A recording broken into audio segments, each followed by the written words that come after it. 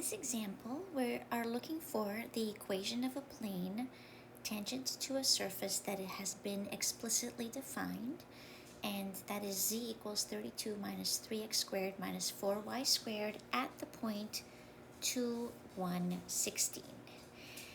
So let's recall the equation of the plane for us. When a function's explicitly defined, we'll use z equals f of ab plus the partial derivative with respect to x at ab times x minus a plus the partial derivative with respect to y at ab times y minus b. So things that we need to find. Well, we already have f of ab because that is the z value when x is 2 and y is 1, which is 16. So we will need to find partial with respect to x of our surface, partial with respect to y of our surface at the point 2, 1. So let's get started.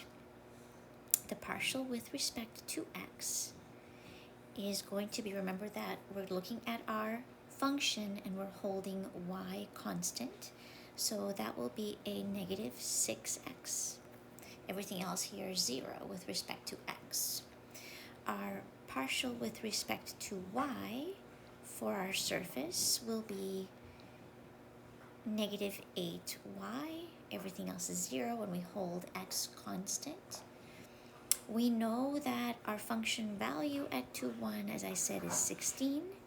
And now all we need to do is evaluate our partial derivatives at our points. So since the partial with respect to x only depends on x, I'm just going to write here when x is 2. We know this will be a negative 12. Partial of f with respect to y, this only depends on y, so at the moment when y is 1, will be a negative 8.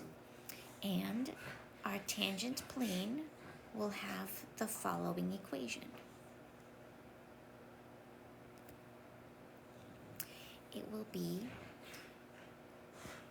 z, I'm finding a different color, z equals 16, that's f of ab, minus 12 times x minus 2, so negative 12 is our partial with respect to x, and our x-coordinate of the point is 2, minus 8 times y minus 1, and that's it. And for sure, we can simplify a bit if we want, but I like it in this form because it's very clear to read out the partial derivatives as well as the point. And I'm going to mention this one more time. As I mentioned in the previous derivation of the equation of the tangent plane, this is also a linearization or the linear approximation to our surface at a point. And that's because in space, at a point, the tangent plane is the best approximation to the curve. So we can use it to approximate function values at nearby points.